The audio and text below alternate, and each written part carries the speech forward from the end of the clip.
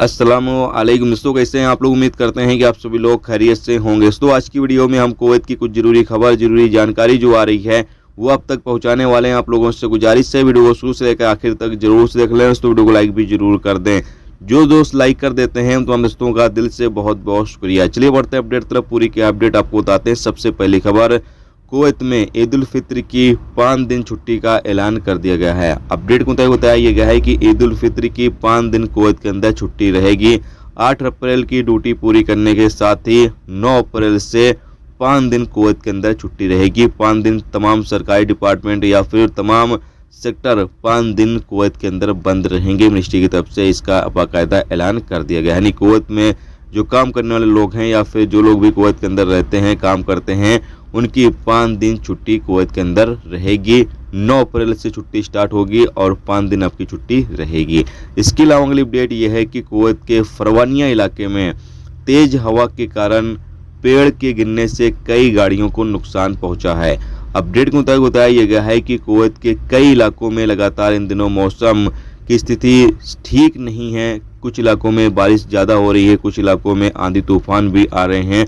तो बताया गया है कि कुवैत के फरवानिया इलाके में पेड़ के गिरने से यानी तूफान आया, आंधी आई, तेज हवा चली, जिसकी वजह से पेड़ गिरा।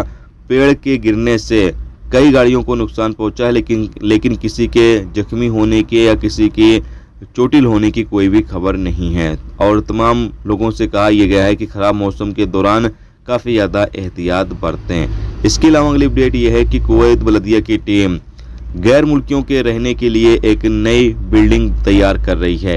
बताया जा रहा है कि ये 40,000 वर्ग मीटर में बनाया जाएगा। यानी 40,000 वर्ग मीटर में ये बिल्डिंग बनाई जाएगी और हर एक फ्लोर पर 16 रूम होंगे और हर एक फ्लोर पर बाथरूम होगा, किचन होगा और कपड़े धोने के लिए कमरे होंगे। यानी सारी फैसिलिटी आपको हर एक फ्लोर पर दी जाएगी और हर एक फ्लोर पर 16 रूम होंगे। और यहाँ पर जो गैर मुल्की रहेंगे उनको किराया भी काफ़ी ज़्यादा कम आएगा। और बताया जा रहा है कि इसका जो साइन है कंपनी के साथ कर लिया गया है। जल्द ही कंपनी इस पर काम शुरू कर देगी। तो एक अच्छी खबर है कुवैत के अंदर रहने वाले गैर मुल्कियों के लिए कि जल्द ही कुवैत में एक नई तरीके की बिल्डिंग तैयार की जा रही है जिसमें जाकर गैर मुल्की रह सकेंगे।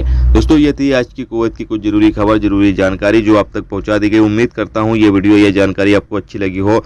अच्छी लगी है तो प्लीज़ इस वीडियो को लाइक करके जरूर जाएं। जो चैनल पर नए हैं उनसे गुजारिश है प्लीज़ चैनल को भी सब्सक्राइब जरूर कर लें। वीडियो देखने का बहुत बहुत शुक्रिया। मिलते हैं नेक्स्ट टॉपिक के साथ। जब तक रखिए अपना ख्याल। ओके, खुदा हाफिज़।